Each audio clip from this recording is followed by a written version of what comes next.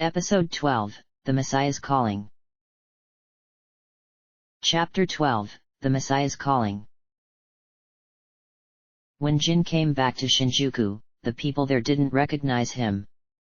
But they did recognize him as someone not to mess with, scattered at the sight of him. He glanced around, able to see far into the dim halls without needing glasses. Yes, even that obstacle had been overcome, giving him sight that not only exceeded normal human range, but could also detect heat signatures. As much as he had loved the long coat he had gotten from his gang initiation, this red armored skin was much more badass. His axe even gained a poisonous edge, not that much could last long against him now. These people, these mere humans, they'd be split like soft wood if he turned on them. And lucky for him, these dumb cops were out showing off with drills in one of the larger halls of Shinjuku. They couldn't compare to Kazuya, who was noble and fair as a cop should be. But Kazuya was just too soft-hearted. He should have ditched that wimp Alan long ago, for one thing. Jin wasn't going to be soft like that. He is going to bring justice to those who deserved its harder edge. Wait, stop there, demon! The leader of the group called at him. He was marked as the chief by his over-the-top badge. How did you get in here? Like I'd ever tell you, he said, smiling under the face guard. You've gone too far and I'm here to make you thugs pay. Nonsense, we keep order here and you will die. Go back to the abyss. He whipped out a gun and fired. To his credit, he would have hit a human. As it was, the bullet pinged off his scorpion armor harmlessly. Nah, I think I'll send you there, he said, then rushed forward and brought his axe into position. He moved faster than a human would, causing the other cops to miss by far. Then he buried the axe into the chief's chest, splattering blood everywhere. The chief died pretty much instantly, as Jin effortlessly yanked the axe out and increased the blood spread. The other cops panicked. Most ran, but a few tried to fight him desperately. He cut them down one by one, enjoying his retribution. It was just too bad that so many who deserved that were dead or long gone. Thankfully, the one he most wanted to slay was still alive and well, being nothing but a pig that he'd happily slaughter. The hall was empty when the last who tried to stand against him died. Their heat was already escaping their bodies. Not giving them any further thought, he headed straight for Ozawa's office. Ozawa was not actually in the office, due to the walls and door being repaired from last time. But he and Scylla were in the upstairs hall, discussing some matter that would end up not mattering. A human guard tried to step in his way first. Hang on, you can't come here without an appo. He gurgled in death as Jin slashed into his chest and then kicked him into the wall. How did you get in this far? Scylla demanded, scuttling in front of Ozawa. That meant she would die too. By force, Jin said. I'll get by you just the same. Scylla hissed while Ozawa behind her tried to search for an exit. But this was still underground and nothing would save him. Jin got by the old monster by cracking her crab shell wide open. As a demon, she left no body behind, just some smoke and a sword. Jin kicked the sword away and moved to trap Ozawa in this dead-end hall. Say, do you remember the Turbos, the skateboarders gang in Kichijoji? Frightened out of his wits, Ozawa pressed up against the wall like that would help him. Yes, they worked for me, a long time ago. He screamed and pulled his arm away with Jin swung at it. The mist didn't bother him this time. They were fools to join you, he said.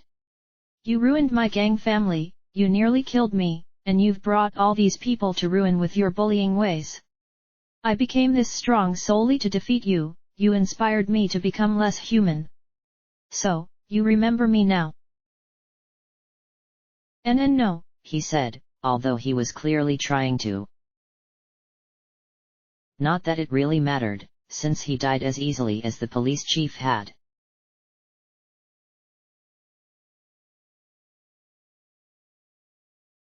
As they approached the disco in Roppongi, Kazuya noticed it was different today. There should be music here, he said. Something's wrong. Wasn't it wrong with being a city of the dead? Yuka asked. True, but it's changed. He was careful approaching the door to the disco. There was no one inside. The floor was covered in many piles of ash with a few thin trails trailing between them. Over to the side, there was a faint glow in the dim disco, something shaped like a familiar person. Feeling disappointment in being unable to help, Kazuya went over to him. Alan. Kazuya. He replied, turning to him. This didn't go as planned. What happened? He glanced into the room, but it seemed like a patient room with a strangely dirty bed. I meant to free only Yuka, but then I ended up freeing all of the souls who had their bodies turned into the dancing zombies here, Alan said. It destroyed the barrier around Roppongi, so you're more likely to find other demons around. The one they call Mr. Black showed up, furious at us. He stole our souls right out of our bodies. I managed to slip away, but he has my body, and the body and soul of the priest who came with me. He probably means to destroy us to begin restoring their barrier. Please, go stop him. He'll just sacrifice more people to put things back how they were, not caring about the sacrifices. We should use one of the jars if this demon can steal souls like that, Yuka said. I can get the 2 men like that, but I can't be sure about the girl. Let's see if we can do this without alerting her, Kazuya said. If they were going to be with Alan, who had freed the souls, they didn't want to encounter Alice. She's at the east end of this level right now, Alan said. I can feel her, an innocent evil. Mr. Black is in the basement, and Mr. Red seems to be upstairs. We'll stop them, he said.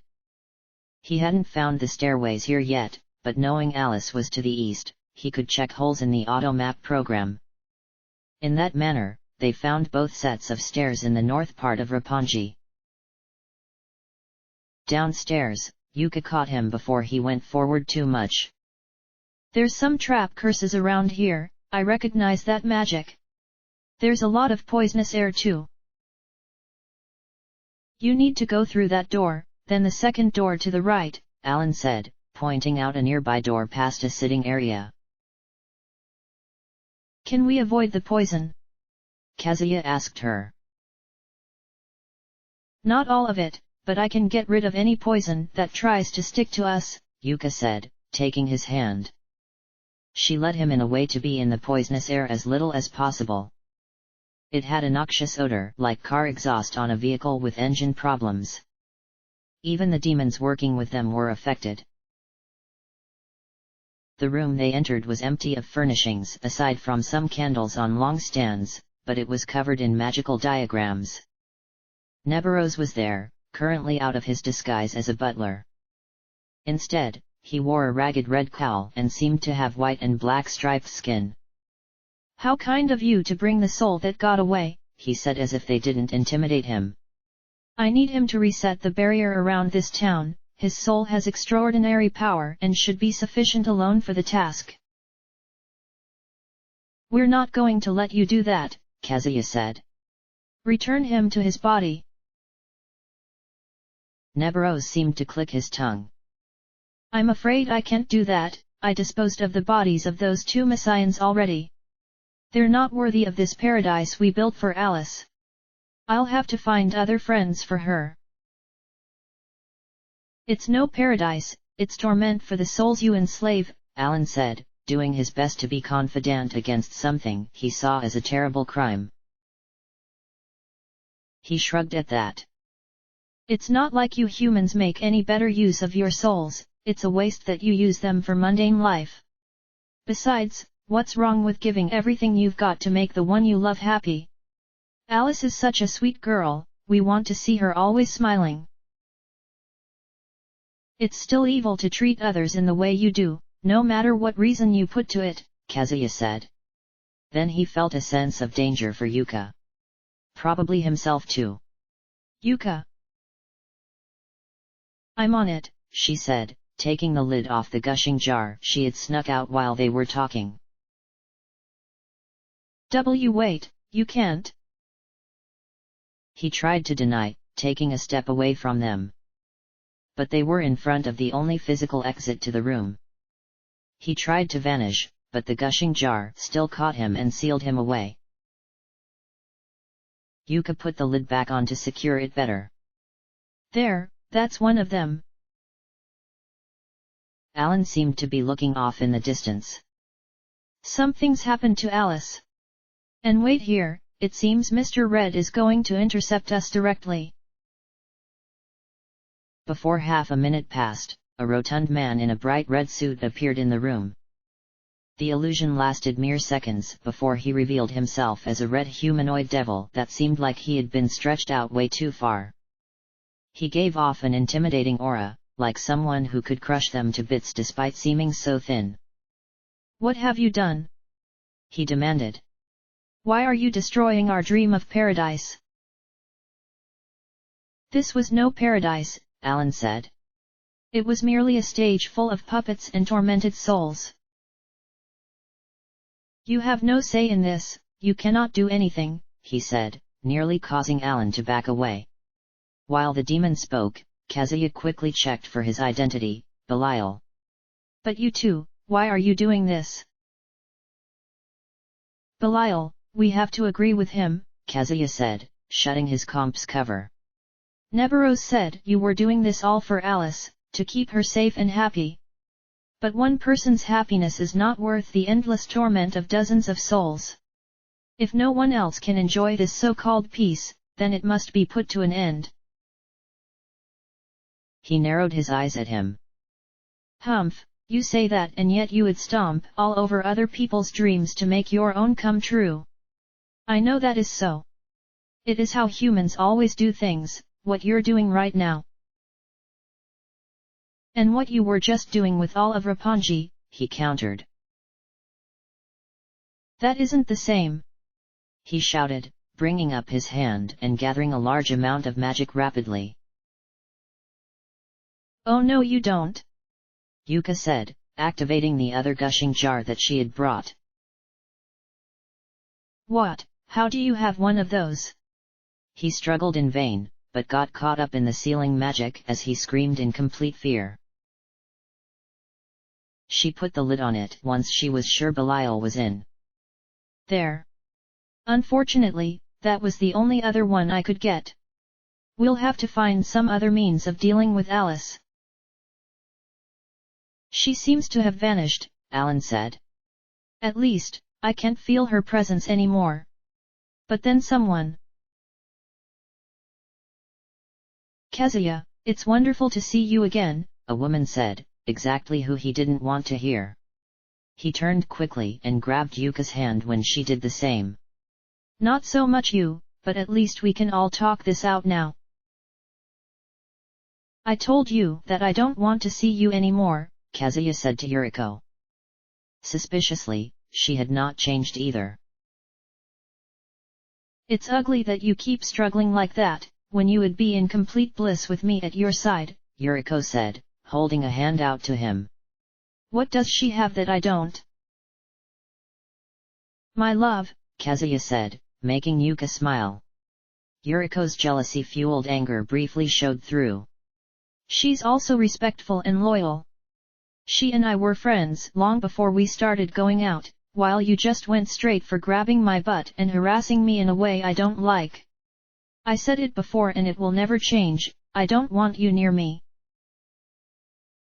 Why do you always choose her? Yuriko demanded, her arms shaking out of anger. Why am I always denied what I deserved from the very start? I was the first, you should never have forgotten me. What are you talking about? Kazuya asked. You should remember me. She yelled and threw her arm out. All of a sudden, the clothes got ripped off her body and a long spotted snake wrapped around her shoulders. Her black hair was wilder and her presence was enough to cause the demon summoning program to beep, identifying her as a demon. If I have to kill you and wipe your soul's memory yet again to make sure that your next life returns to me, I. She rapidly shifted from angry to being in tears. I can't do that, I can't kill you. But why won't you ever choose me? I already have her and I don't want another, Kazuya said, at the risk of getting her angry again. Because that was the truth, no matter how many times this demon tried to make it out to be otherwise. Then the room lightened immensely as a familiar angel appeared in the room with them. Haniel shifted his red wings. Lilith, be gone from here, he said, gesturing to her. No, I've done nothing to deserve this. She wailed, but the angel's power overcame her and she vanished. Haniel shifted his wings again to bring his hand back in. She shouldn't trouble you any longer. Thank you, Haniel, Kazuya said, surprised at this. But it was becoming clear that he needed some way to be able to stand up for himself with the powerful demons and angels around in this time. Even if it was only as a summoner who commanded other demons. You're welcome, although, may I ask something of you in exchange? The angel said. I believe you attended the police academy in Kichijoji 30 years ago. In the time since then, a scientist has set up a lab there to create mechanical soldiers as a police force to overtake the entirety of this land. He is close to having his initial strike force ready. They will slaughter humans, demons, and angels alike. Would you please go there and destroy this robotic force? There may be something only you can do there as a former student. Mechanical soldiers? It sounded strange, but to prevent his school from becoming a birthplace of a massacre like that, he nodded. Sure, I should be able to get there quickly. Thank you, we await your success. Then the angel turned to Alan's soul. And Alan, I came primarily for you. You have learned of your destiny. So it was real, he said with a nervous awe. I'm not sure I can. I mean, I'd like to, but I'm dead now. My body was destroyed. That is no problem to us, Haniel said, extending his hand to him. It is almost better that you did, since now I can bring you straight to our Lord himself to discuss the matter, as well as your mission on this earth. Yes, he said. Well then Kazuya, Yuka, good luck with the police academy. And this isn't goodbye, I know I will see you both again. Good, we'll be seeing you then, Yuka said, smiling at him. Right, see you later. There was still a chance, although it was going to get even slimmer with whatever this mission of his entailed. Alan seemed happy as he took Haniel's hand and vanished with him.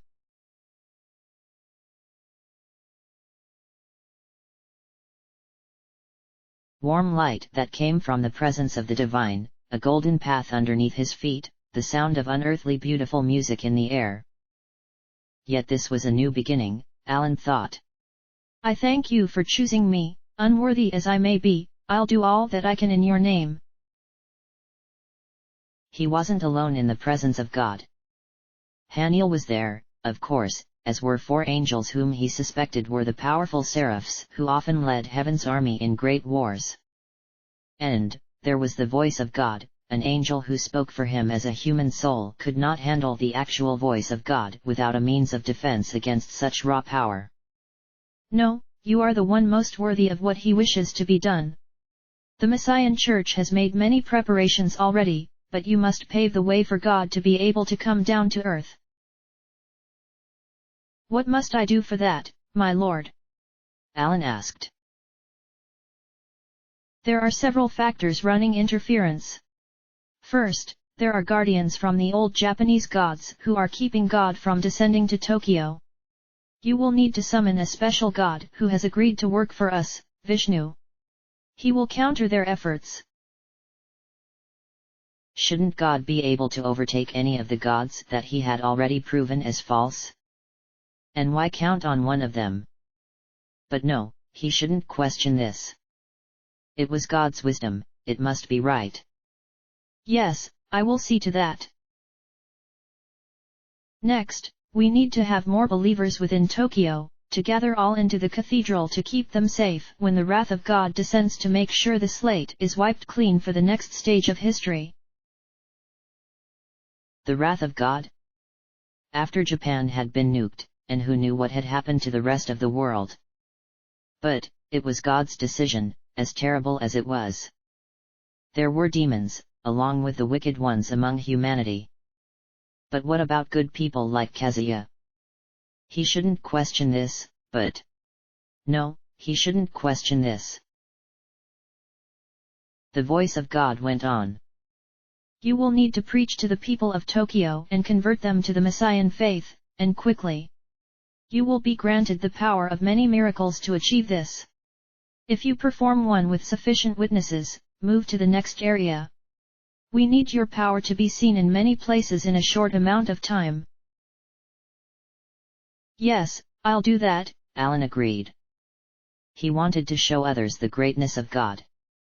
Although, this didn't seem quite right. Maybe it just wasn't what he expected? Had those dreams been too high? But that was nonsense. God was the Almighty. What was? No, he couldn't lose faith, not when they were asking him to represent God in the world. In particular, we would like you to break up the court of the chaos judge in Ikebukuro, for he is intimidating the righteous and excusing many who would learn evil ways from the demons. You will defeat that false judge. Haniel will accompany you actively then, but he will mostly be unseen and watching over you. Defeat a demon judge? Well, he could count on Haniel. Yes, I understand. Good. And when Haniel warns you, be quick to retreat to the cathedral yourself. When that time comes, do not delay for anyone. Would they not delay for him?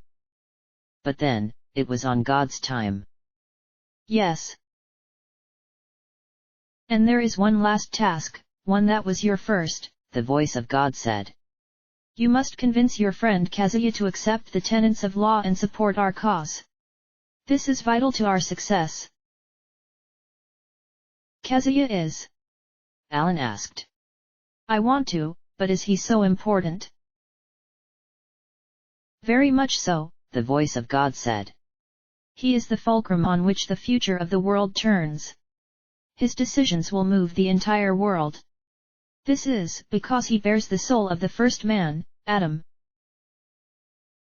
His eyes widened at that. Really? Then, that's why Lilith was after him.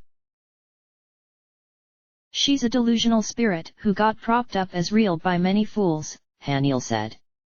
It is unsurprising that she could not fool or tempt the first man. But he must be returned to God. Yes, the voice of God agreed. His memories of his true nature have long been lost. He and the first woman continually seek each other and the paradise they lost. They must be returned. But to do so, we cannot remind them directly of who they are. They must choose to return to God of their own will, both of them. And they had all these other tasks to ask of him too. Could he accomplish all that? How long did he have? That would be right, Alan said. I'll keep talking to them and convert them. Good, then we will send you back to your duties on earth, Messiah, the voice of God said. And the seraphs here will follow to guide the last stages of the cathedral's completion. Alan bowed. Before he could think of anything to say, he was whisked away again. But something wasn't right. He was honored to have been brought before God, yes, and even more honored to act for him on earth. But, it still felt like something was missing from that conversation. Something he wanted, something he had expected out of a meeting like that. Maybe he was just imagining things or projecting his own doubts in himself, but he couldn't shake the feeling that something wasn't right. But he'd have to keep that to himself. Haniel breathed life back into him, giving him a new body and leading him to appear somewhere beautiful. Many in the clothes of Messian believers were there, turning at the sudden light among them. Alan stepped towards them, still wondering what he should say. But they already recognized him. They were quick to bow low to his presence, holding him with the wonder that he had once had for Haniel on their first meeting. Words came to him that didn't seem like he could have thought of them himself. My brethren, I have returned from death to lead the lost sons of man back to the love of God. And they believed him immediately, holding him in highest honor.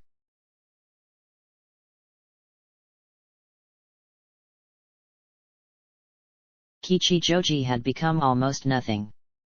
The lip of a crater was visible to the south as they exited the battered terminal room that used to be on the 4th floor of the Echo building. Both Kazuya and Yuka, at least in her last life, had grown up here, might have spent their whole lives here together with his mother and then raising their children. The whole neighborhood was gone, with barely any traces of the foundations of the homes that had once been here. The underground mall that he had spent so much time in was collapsed into itself, so there was no point searching there. But for some reason, the police academy and part of the nearby station still stood here, lone survivors among unusable structures and ruins. And there were a few new constructs, large steel warehouses. There should be a lot more here, shouldn't there? Yuka said, taking his arm. This area was my whole life, he said, pulling her closer. And nearly all of it is gone now. Kaz, she hugged him. He let her for a moment, his thoughts messed up a little in accepting the reality of this. But unnatural sounds snapped him out of it. It's gone, but I should take care of what's here. Like whatever that is. It turned out to be a white and silver robot, patrolling around on 4 legs. A single red dot in a glass hubcap, like an eye, turned to them. Living creatures found, it droned. Not demons. Continue patrol. It moved on past them. That could actually be useful, Kazuya said, some new ideas coming to him on seeing an actual robot. We had still better check the academy, in case the angel was right about them turning against humanity, Yuka said. He nodded, so they headed off to his former school. End of chapter.